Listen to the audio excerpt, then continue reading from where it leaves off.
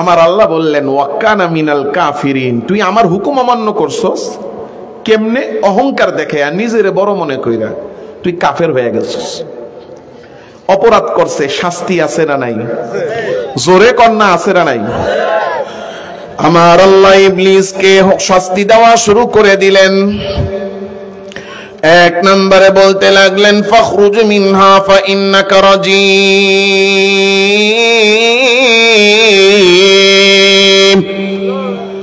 আল্লাহ ডাক দিয়া বলেন ইবলিস, অহংকার দেখাইয়া আমার হুকুম অমান্য করে তুই কাফের, তোর এক নাম্বার শাস্তি আমি আল্লাহর জান্নাত থেকে বের হয়ে যা। ফাইন্নাকা রাজিম, তোর দুই নাম্বার শাস্তি আমি আল্লাহর রহমত থেকে তুই বঞ্চিত।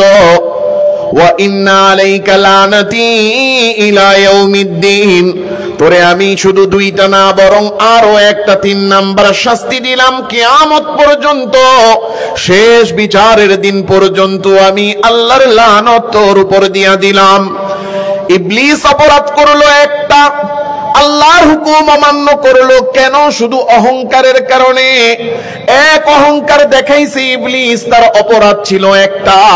আমার আল্লাহ তার এক অপরাধের কারণে শাস্তি দিয়া দিলেন তিনটা, তাও সাধারণ কোন শাস্তি না। এক নাম্বার জান্নাত থেকে বের করে দিলেন, দুই নাম্বার আল্লাহর রহমত থেকে বঞ্চিত করলেন, তিন নাম্বার আল্লাহ তার উপরে চিরকালের জন্য লানত দিয়া দিলেন। এক অপরাধের কারণে এত বড় বড় তিনটা শাস্তি।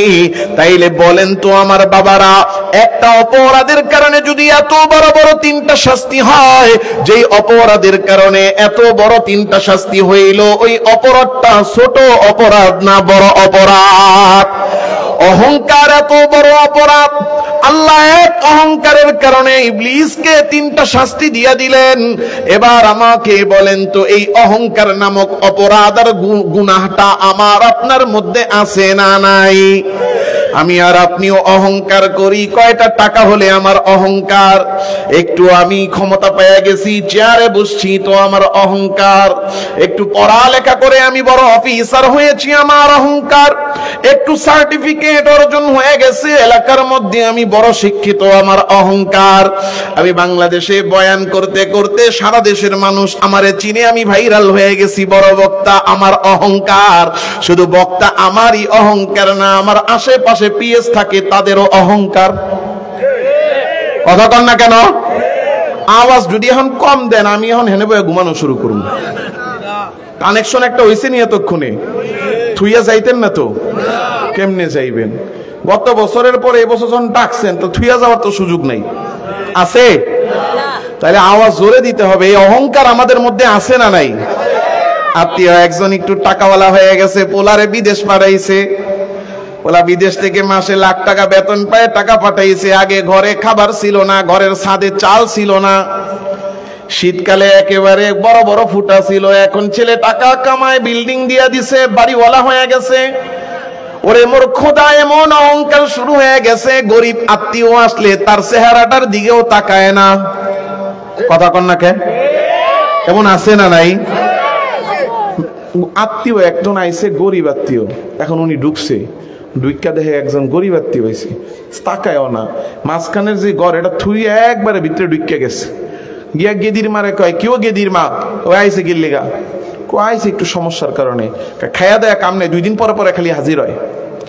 জান একটু কথা কন, আপনারই তো ভাই লাগে, আপনারই তো বোন লাগে, আপনারই তো দুলাভাই লাগে, আপনারই তো বাইক না, আপনারই তো ভাতিজা, একটু যান। এখন যায় গিয়া বইয়া, কিছু কয় না। কাকা কেমন আছেন? কাছে আর কি, জিগায়ও না যে কিল্লে গাইছস, আছে না নাই? চেহারাটা কুচকায় এমন ভাবে তাকায়, মনে হয় যে তুই আহাতে আমি বিরক্ত হইছি, এখনই বাইরো। কেউ আমি ভুল কইছি? এই যে আমি আর আপনি অহংকার দেখাইয়া দুনিয়ার জমিনে চলি, কয়টা টাকা হইলে এমন ভাবে বুকটারে ফুলাইয়া হাঁটে, মনে হয় যেন পা মাটিতে পড়ে না। এলাকার মেম্বার হয়েছে, চেয়ারম্যান হয়েছে, রানিং দলের সদস্য কিংবা বড় কমিটির মধ্যে পদ পেয়েছে, ওই নেতা আমির কারণে ভাবটা এমন নেয়, 2 হাতে 2টা 4টা মোবাইল, বুকটারে ফুলায়া ফুলায়া হাঁটে, মনে হয় মানুষটা যেন রোবট হাইটা যায়। ও আমার ভাইয়েরা বাবারা, কি নিয়ে আমি আর আপনি অহংকার করি? আমার আল্লাহ ডাক দিয়া বলেন লা তুসাইর খাদ্দাকা লিন্নাস।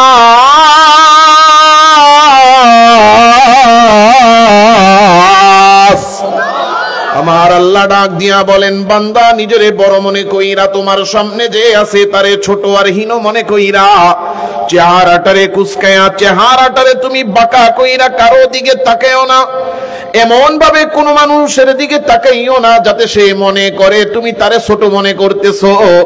অহংকার দেখাইয়া দুনিয়ার মধ্যে কারো সাথে কথা বইলো না, অহংকার করে চলো না। কেন অহংকার করে চলো? এই অহংকার করে কি বা তুমি করতে পারো?